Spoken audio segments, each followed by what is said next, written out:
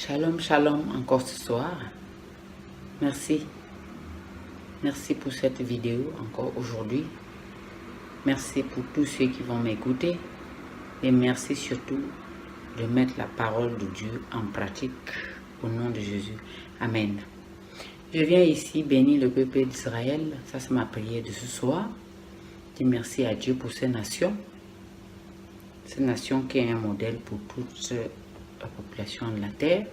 Cette nation qui est une nation qui éclaire les autres nations, qui est un modèle que Dieu a placé devant nous pour pouvoir déterminer la fin des temps. Je bénis ces nations au nom de Jésus. Amen. Alors ce soir, je viens partager la parole dans deux versets bien précis qui parlent de deux choses bien différentes, mais qui concourent au bien de ceux qui veulent vivre l'enlèvement, qui concourent au bien de ceux qui pratiquent la parole de Dieu et qui sortent de choses qui sont pas bien, qui peuvent les amener en enfer. Alors, je viens ici avec un verset. Le premier verset, c'est, rapidement, le premier verset, c'est, Alléluia. Le premier verset, c'est Matthieu 19, 24, ici. Alors, je bénis le Père au nom de Jésus et le remercier pour l'éclairage dans cette parole, le remercier pour tout ce qu'il fait et ce qu'il fera. Et je prends aussi autorité sur tout esprit qui est contre l'évangile pur, tout esprit d'antichrist et toutes choses qui peuvent bourdonner et empêcher les enfants de Dieu d'écouter l'évangile. Seigneur, merci pour ton Saint-Esprit qui nous enseigne en toutes choses. Seigneur, je bénis ici ceux qui dorment dans le sommeil spirituel et qui doivent se réveiller. Merci mon Dieu pour tous ces vies. Merci aussi de sortir tous ceux qui sont dans ce verset, Seigneur, et qui ne sont même pas au courant. Merci pour tous ceux-là de les révéler ces choses, parce que le peuple de Dieu doit vivre dans la révélation. Mais s'ils ne sont pas dans la révélation, ils sont perdus. Mais Seigneur, je te remercie pour tous ces âmes qui vont se réveiller quand ils vont entendre cette parole prophétique qui sort aujourd'hui. Au nom de Jésus. Amen. Alors, je partage rapidement Matthieu 19, 24, qui dit, Alléluia. Je vous le dis encore, il est plus facile à un chameau de passer par un trou d'aiguille qu'à un riche d'entrer dans le royaume de Dieu. Donc, ce que je comprends ici, c'est que il sera très difficile à un riche d'entrer dans le royaume des cieux qu'à un chameau de passer par un trou d'aiguille. Alors, ici, le Seigneur parle du riche. Alors, le riche ici, c'est le matériel. Alors, j'appelle ici tous les croyants qui sont encore attachés à la monnaie, de renoncer à la monnaie pour pouvoir suivre le maître qui est Jésus-Christ de Nazareth. Parce que tu ne peux pas servir deux maîtres. Si l'argent est pour toi une occasion de chute, renonce à l'argent. L'argent est bien, mais si ça devient quelque chose que tu ne peux pas te passer, ça devient une idole pour toi. Donc le Seigneur déteste l'idole, les idoles. Il veut que tu le suis lui. Il ne veut pas que tu suis l'argent parce que c'est lui qui a créé l'argent. Alors suis plutôt le créateur d'argent, mais ne suis pas l'argent, elle. Parce que l'argent va te perdre. Alors que si tu suis le créateur qui est notre Seigneur Jésus-Christ, qui est Seigneur et Sauveur, si tu le suis, tu ne vas pas regretter parce que c'est lui qui crée l'argent. C'est lui qui appelle toutes choses à l'existence. Alors le Seigneur vient ici vous expliquer qu'il ne faut pas adorer l'argent. Donc, il sera très difficile pour toi, si tu adores l'argent, d'hériter le royaume de Dieu. Alors ici, tu dois te repentir face à cet acte. Si tu adores de l'argent, si tu aimes l'argent plus que Dieu, repens-toi tout simplement en disant, Seigneur, je regrette. Mais je pense que comme quand Dieu révèle quelque chose comme ça, il veut que les chrétiens se repentent et qu'ils demandent pardon et Dieu efface cela et qu'ils cherchent rien que la volonté de Dieu absolue dans leur vie, parce que l'argent ne peut pas te sauver. C'est Jésus seulement qui peut te sauver. Donc si tu es dans cette situation, la seule chose à faire, c'est de mettre tes genoux à terre, te repentir et demander à Dieu de t'aider à ne plus adorer l'argent, à l'adorer lui. Amen. Parce que c'est très très important pour tout enfant de Dieu d'adorer que lui seul, d'adorer que Dieu le Père à travers Jésus lui seul. Parce qu'il dit ici, il sera difficile pour un riche d'entrer dans le royaume des cieux. On voit ici qu'un chameau même qui est plus grand que l'homme, gros que l'homme, pourra passer. Mais jamais, toi qui adores l'argent, tu pourras passer. Alors, je viens ici, ce soir, appeler tous les frères et sœurs qui sont dans cette condition-là, de changer leur manière de faire, de demander l'aide à Jésus-Christ. Alors, Dieu a dit que quiconque demande reçoit. Alors, je pense que si une repentance bien faite et une demande d'aide à travers Jésus-Christ de Nazareth est important pour pouvoir sortir de l'adoration de l'argent. Alors, je vais encore prendre un autre verset. Je vais rester là et je vais néanmoins expliquer pourquoi j'ai fait cette vidéo aujourd'hui. Parce que toujours, Dieu parle beaucoup dans les rêves. Et dans l'un de mes rêves, un jour, j'étais en train d'aller prêcher l'évangile avec une chrétienne fervente. Et quand on est parti prêcher l'évangile, il y avait des personnes qui étaient sur notre chemin. Mais ici, pour prêcher l'évangile, il faut avoir le Saint-Esprit et l'esprit de discernement. Alors, on est parti et puis on a commencé à prêcher l'évangile. Mais comme elle voulait prêcher l'évangile, moi je l'ai laissé faire, je l'observais prêcher l'évangile. Et je voyais que ça mettait beaucoup de temps. Et je lui ai dit, il faut maintenant laisser cette personne et nous on va continuer l'évangile ailleurs. Parce que cette personne a beaucoup pris de temps. Et quand je dis cela, elle s'est retournée vers moi et elle voulait me dire que elle est revenue vers moi pour qu'on aille prêcher ailleurs. Mais la personne chez qui elle prêchait l'évangile l'a dépassée et venue vers moi pour commencer à chercher à me distraire. Et quand la personne venait, la personne chez qui la sœur prêchait l'évangile venait vers moi, j'ai senti que cette personne à qui elle prêchait l'évangile était une personne déjà morte. Donc quand on va prêcher l'évangile, on doit forcément écouter le Saint-Esprit qui nous dit quel est l'état de la personne à qui nous prêchons l'évangile, pour qu'on prêche l'évangile selon le Seigneur, mais pas selon nous. Et quand on sort, on doit être équipé pour faire l'œuvre de l'Éternel efficacement. Alors je pense que ce jour-là, la sœur n'était pas prête, elle n'était pas bien préparée.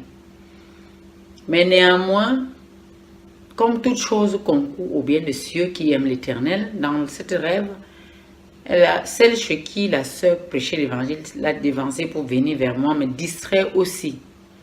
Mais moi, quand elle venait, le Saint-Esprit dans ce rêve m'avait révélé que la dame qui venait vers moi avait l'esprit de mort. Alors avec cet esprit de mort qui était en elle, elle venait vers moi et moi je voulais, le Saint-Esprit me disait de lui dire que Jésus l'aime. Et je voulais ouvrir ma bouche pour lui dire Jésus t'aime, mais elle venait avec tellement beaucoup de paroles, elle plaçait beaucoup de paroles pour me distraire.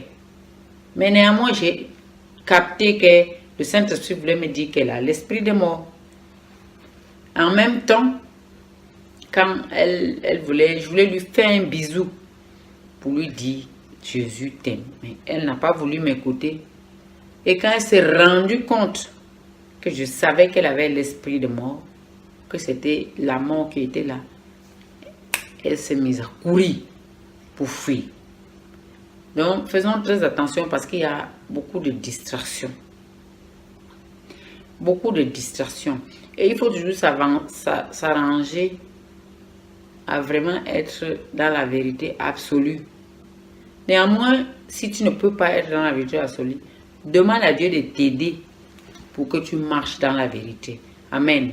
Parce que c'est très important pour un chrétien de marcher dans la vérité pour pouvoir avancer efficacement dans l'œuvre de Dieu. Amen.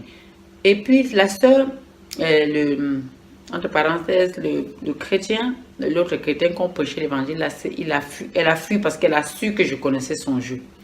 Amen. Et puis on a continué, on avançait pour pouvoir chercher encore d'autres personnes pour évangéliser. Mais dans ces rêves, j'ai compris que le temps s'est mis à filer, le temps s'est mis à s'avancer très vite. Et comme le temps s'avançait très vite, je me suis dit dans mon cœur qu'on devait aussi faire vite. Mais on ne peut pas marcher, nous ne pouvons pas marcher selon la chair, nous devons marcher par la foi. Et nous ne devons pas marcher par la vue. On doit marcher et avoir des oreilles spirituelles et pour pouvoir savoir le plan de Dieu pour cette mission. Donc moi, en ce moment, je pense que la marche par la foi n'était pas encore développée dans ma vie. Mais je bénis le Seigneur parce que toute chose concourt au bien de ceux qui aiment l'Éternel. En croisant cet esprit qui était mort et qu'on a perdu du temps à prêcher dessus, à prêcher là, sur cet esprit, sur cette personne, j'ai compris. Donc, quand on est parti maintenant chercher d'autres personnes pour prêcher, le temps s'est mis à très avancer. Le temps s'avançait vite. Et je me suis dit, qu'est-ce qu'on fait maintenant, puisque le temps s'avance vite? Et du coup, je suis toujours dans le même jour, j'ai vu,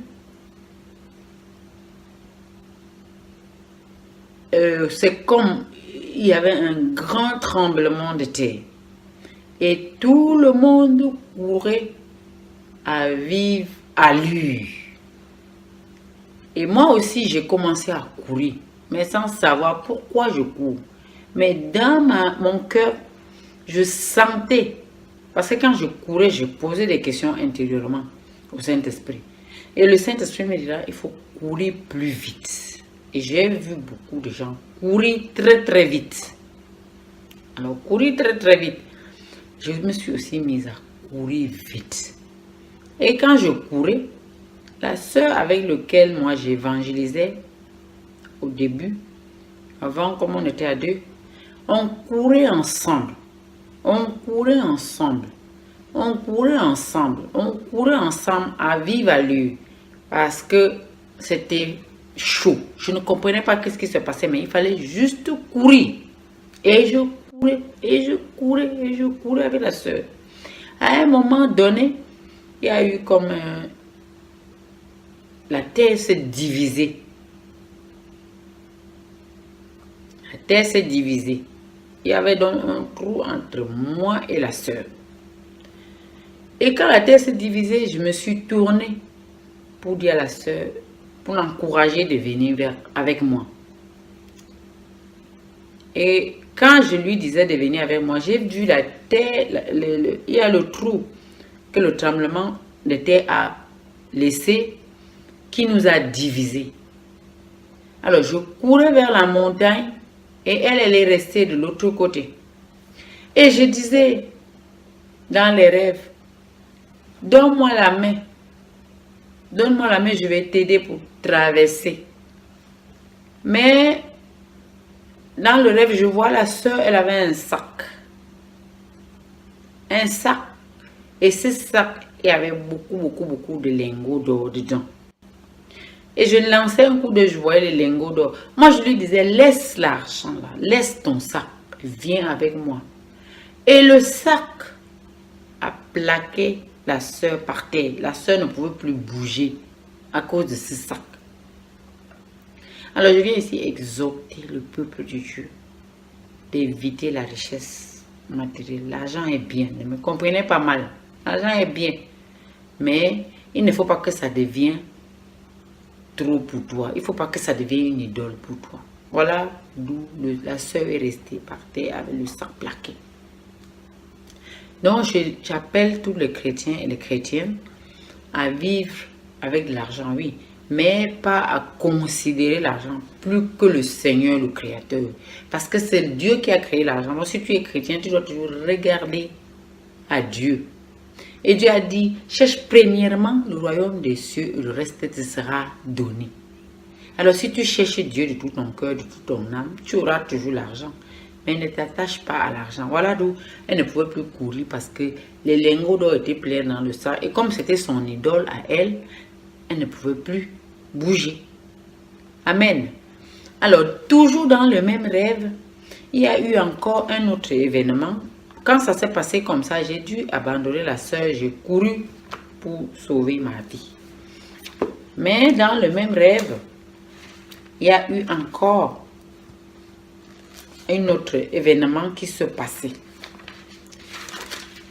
Et je vais d'abord lire le verset que le Saint-Esprit m'a donné au réveil pour pouvoir continuer à dire qu'est-ce que j'ai à dire par rapport à la continuité de ce rêve. Amen. Je bénis le nom de l'Éternel parce que notre Dieu, c'est un Dieu de grâce. Alors, une personne se trouve dans cette situation. Repends-toi, renonce à l'argent et demande pardon. Dieu va te pardonner et tu pourras continuer à le servir avec sagesse. Amen. Alors, il y avait 1 Corinthiens 6. 1 Corinthiens 6.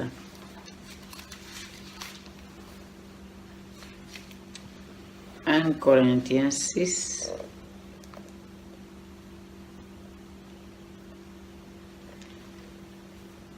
Ne vous y trompez pas. 1 Corinthiens 6, 9. Ne vous y trompez pas.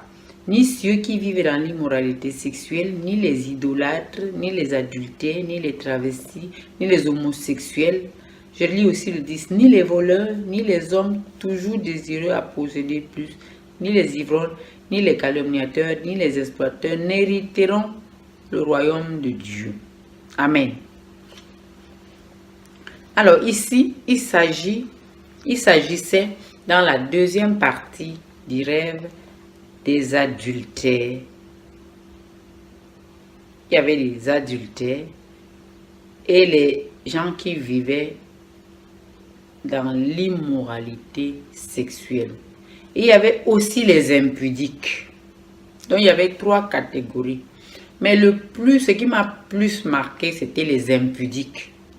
Mais les impudiques qui étaient visibles. Mais je ne sais pas s'il y avait aussi des impudiques invisibles. Parce que dans le visible, il y a aussi des gens qui sont impudiques invisibles. Les gens qui sont impudiques visibles. C'est-à-dire les impudiques invisibles, c'est ceux qui commettent l'impudicité dans le cœur. Dans le visible, eux, ils sont normaux, ils s'habillent normalement. Mais dans l'invisible, ils convoitent de s'habiller aussi comme les prostituées, par exemple, qui portent les mini-jupes, qui montrent leur partie du corps. Hein? Donc, il y avait cette catégorie de personnes-là, il y avait les deux. Et puis, comme on courait, comme je vous ai dit, sur l'autre partie où la terre s'est divisée et la sœur est restée à cause du sac qui était avec beaucoup de lingots d'or qu'il a plaqué au sol. Maintenant, je continuais la course tout seul. Et comme je continuais la course tout seul, les bien-aimés, j'ai vu tout d'un coup, il y avait un grand bruit. Alors, le grand bruit était là. Et j'ai vu toute la police, avec tous les chiens de la police qui couraient aussi. Donc, les autorités se sont aussi mises à courir parce que quand il y a un problème sur la terre, on ne connaît plus qui est la police, on ne connaît plus qui est qui. Chacun se sauve. Donc, tous les chiens de la police se sont été quittés dans leur cage. Et puis, les policiers aussi. Et les voitures, ça défilait à vive allure.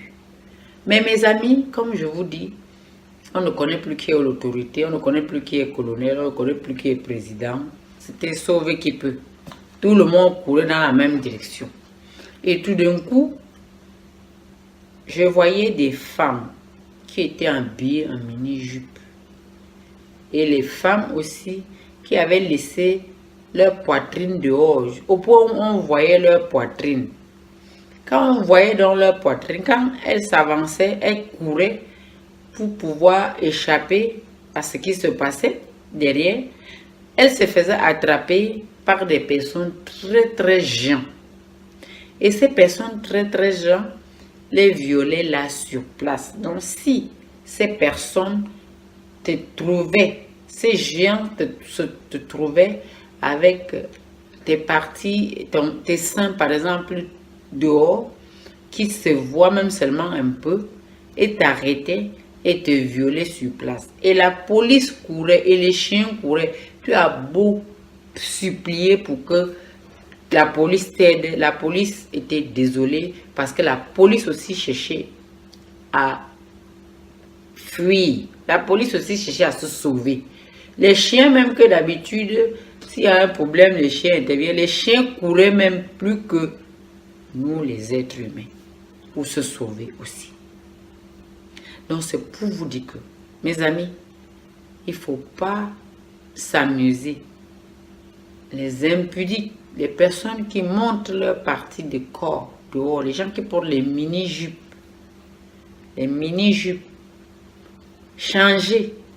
changez parce que c'est pas un bon truc pour toi, ma soeur. Ça va te trahir le jour venu. Ça ne sert à rien de t'exposer. Préserve ton corps parce que ton corps est le temple du Saint-Esprit. Préserve ton corps pour échapper à ce genre de situation. Tout le monde courait. Tout le monde, les riches couraient, le pauvre courait pour échapper. Mais il n'y avait pas moyen. Mais néanmoins, ce jour-là, il y avait juste seulement ceux qui étaient mal habillés, mal vêtus, qui se faisaient violer publiquement. Et les gens couraient en traversant sur eux parce que eux, ils ne pouvaient pas intervenir parce que eux aussi devaient courir pour sauver leur peau. Donc, si tu te trouves dans le comment on appelle ça? Dans en train de t'habiller mal, change. Jésus veut te sauver. Jésus est venu mourir à la croix pour toi. Lève-toi et change de comportement. Dieu va t'aider. Ma soeur, n'aie pas honte. Mon frère, toi qui t'habilles et puis tu laisses ton pantalon en bas et puis tu montes ton slip, tu es dans l'impudicité. Il faut fermer, prends une ceinture et ferme ton pantalon. Habille-toi convenablement. Dieu t'aime. Il veut te sauver. Il veut te délivrer.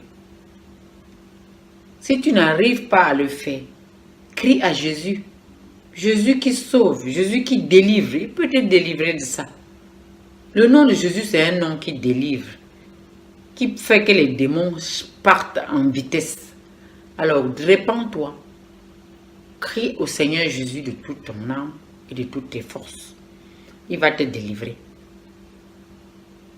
Donc, on a vu ici les deux versets qui sont en train de condamner les gens. Mais Jésus n'est pas venu te condamner, il est venu te sauver. Mais ici, il t'appelle seulement à changer. À changer. Et je pense que cette vidéo va te faire sortir de l'impudicité pour aller à la rencontre de ton Seigneur. Et j'appelle aussi les femmes qui s'habillent et mettent le pantalon serré. Elles montrent tous ses fesses dehors. Ça, c'est de l'impudicité. C'est de l'impudicité. Les femmes qui mettent les mini-jupes et qui s'exposent.